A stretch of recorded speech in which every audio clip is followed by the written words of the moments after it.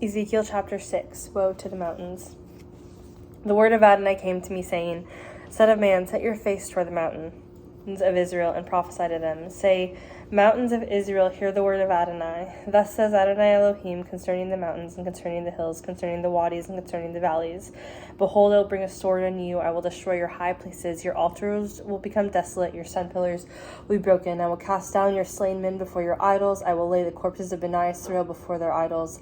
I will scatter your bones around your altars and all your dwellings. The cities will be desolate. The high places will be deserted. Your altars will be laid waste and made desolate, your idols broken and destroyed, your sun pillars cut down, and your works blotted out. The slain will fall in your midst, then you will know that I am Adonai. Yet I will leave a remnant, some that escape the sword among the nations, when you have been scattered through the countries. The survivors will remember me among the nations where they are carried captive. Now I was crushed by their adulterous heart that has strayed from me, in the eyes which have lusted after their idols. They will loathe themselves in their own sight for the evils that they committed and all their abominations. They will know that I am Adonai. I have not warned in vain that I would do this evil to them. Thus says Adonai Elohim. Clap your hands, stamp your foot, and cry, Alas, because of all the vile abominations of the house of Israel, who will fall by the sword, by famine, and by plague. The one who is far off will die of the plague. The one who is near will fall off by the sword. Whoever remains and is spared will die by the famine. And this is how I will spend my fury on them. You will know that I am Adonai. When your slain lie among their idols, surrounding their altars on every high hill, on all the mountain tops, under every green tree, and under every leafy oak, the places where they offer sweet aroma to their idols, I will stretch out my hand over them and make the land desolate and waste more than the wilderness of Diblah, wherever they live, and then they will know that I am Adonai. Ezekiel chapter 7, a singular evil comes. The word of Adonai came to me, saying, You, son of man, thus says Adonai Elohim concerning the land of Israel. The end has come from the four corners of the land. The end is upon you. I will send my anger on you. I will judge you according to your ways. I will bring all your abominations on you. My eyes will not spare you, nor will I have pity, but I will bring your ways upon you for your abominations in your midst, and you will know that I am Adonai. Thus says Adonai Elohim. An evil, a singular evil, behold, it comes. An end has come. The end has come. It is awakened against you. Look, it is coming. Doom has come upon you, inhabitant of the land. The time has come. The day is near. Panic, not joyful shouting on the hills. Now soon I am about to pour out my fury on you. I will exhaust my anger on you. I will judge according to your ways. I will bring all your abominations on you. My eye will not spare you, nor will I have pity. I will repay you for your ways. Your abominations are in your midst. Then you will know that it is I, Adonai, who strikes. Behold the day, look, it is coming. Doom has gone out. The rod has budded. Arrogance has blossomed. Violence grows into a rod of wickedness. Nothing will come from them, nothing from their crowd, nothing from their tumults, nothing distinctive among them. The time has come. The day draws near. The buyer will not rejoice. The seller will not play the mourner, for wrath is on the entire crowd, for a seller will not regain what he has sold as long as they are alive, for the vision against her whole crowd will not be revoked. No one will preserve his life because of his iniquity. They have blown the horn, they have made everyone ready, yet no one goes to battle. Surely my wrath is on her whole crowd. Outside is the sword, inside the plague and famine. Whoever is in the field will die by the sword, whoever is in the city will be devoured by famine and plague. Those survivors who escape will head for the mountains like doves of the valleys, all of them moaning, each one over his iniquity. All hands will be feeble, all knees will turn to water. They will also gird on sackcloth. Horror will cover them. A shame will be upon all faces. Baldness will be upon all their heads. They will throw their silver in the street. Their gold will be as garbage. Their silver and their gold cannot deliver them in the day of Adonai's wrath. They will not satisfy their appetite or fill their bellies, for their iniquity is a stumbling block. They took pride in their beautiful jewelry and made images of their abominations and their detestable idols. Therefore I made it need unto them. I will give into the hands of the strangers as plunder, into the wicked of the earth as spoil, and they'll profane it. I will turn my face from them, as they will profane the place I treasure. Robbers will enter and profane it. Forge the chain, for the land is full of bloodshed.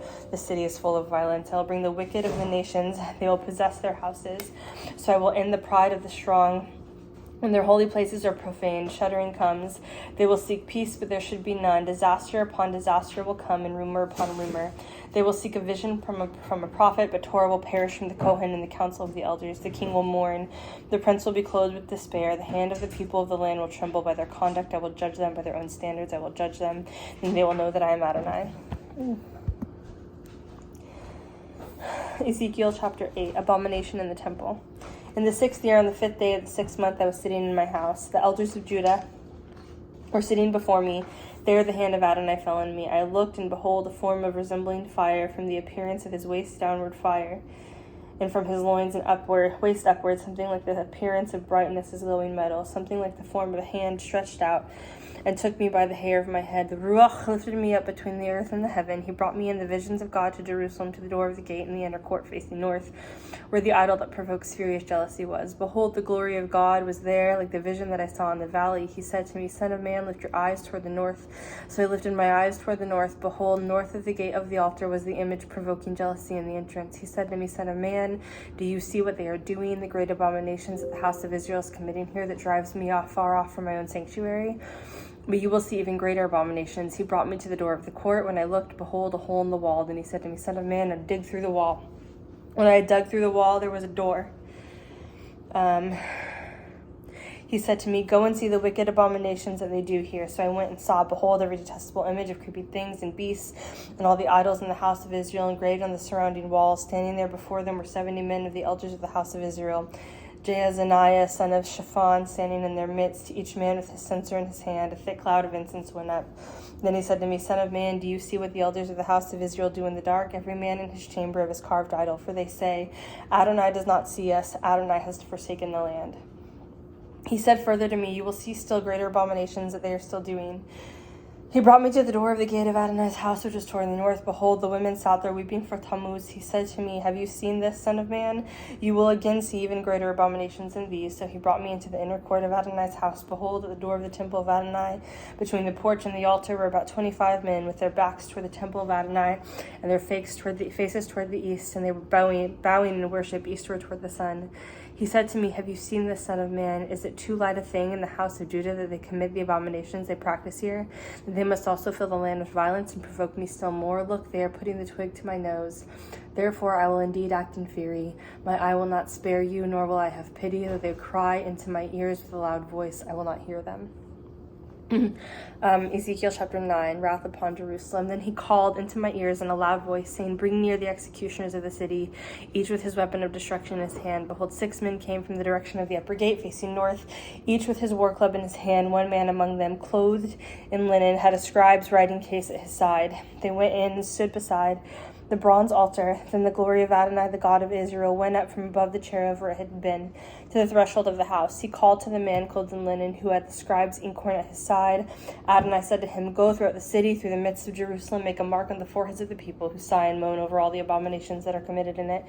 To the others he said in my hearing, Go through the city after him and strike. Show no pity or compassion. Kill off old men, young men and girls, little children and women, but touch no one who has the mark. Begin at my sanctuary. Then they began with the elders who were before the house. He said to them, Defile the house and fill the courts with the slain. Go out. So they went out and began to kill in the city.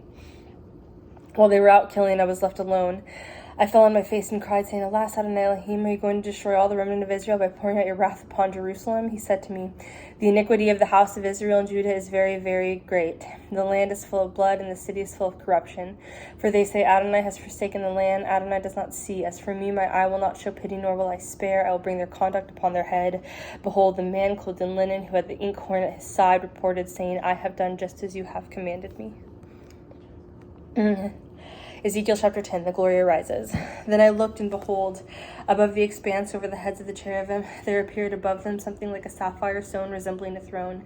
He spoke to the man clothed in linen and said, Go in between the whirling wheels, between wheels underneath the cherubim, fill your hands with glowing coals from between the cherubim and scatter them over the city. So he went in before my eyes, and the cherubim stood on the right side of the house. When the man went in, the cloud filled the inner court. Then the glory of Adonai rose up from above the cherub to the threshold of the house. The house was filled with the cloud, and the court was filled with the brilliance of Adonai's glory. The sound of the wings of the cherubim was heard as far as the outer court, as the voice of El Shaddai when he speaks. After he commanded the man clothed in linen, saying, Take fire from between the whirling winds, from between my cherubim, he went in and stood beside a wheel. Then cherub reached out his hand from between the cherubim into the fire that was between the cherubim into the fire that was between cherubim, and took some of it. He put it into the hands of the man clothed in linen, who took it and went out. The cherubim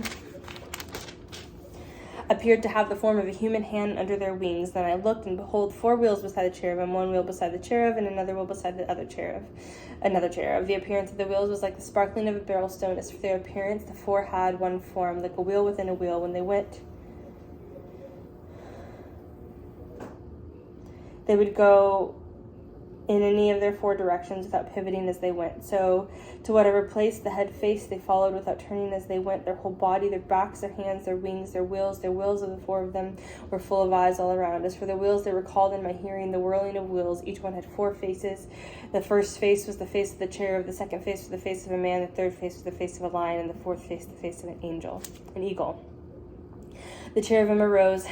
These were living creatures that I saw by the river Chebar. As the cherubim went, the wheels would go beside them. When the cherubim lifted up their wings to rise from the earth, the wheels would not turn from beside them. When they stood still, these stood still. When they rose up, these rose up with them, for the spirit of the living creatures was in them. Then the glory of Adonai went forth from the threshold of the house and stood above the cherubim. The cherubim lifted up their wings and arose from the earth in my sight. When they went out, the wheels went with them. They stood at the door of the east gate of Adonai's house. The glory of the God of Israel was all over them from above. They were living creatures, the living creatures that I saw under the God of Israel by the river Chebar. I knew that they were cherubim. Each of them had 4 faces, and each one 4 wings. The appearance of human hands was under their wings. As for the appearance of their faces, they were the same faces whose appearance I saw by the river Chebar. Each could move in the direction of any of its faces.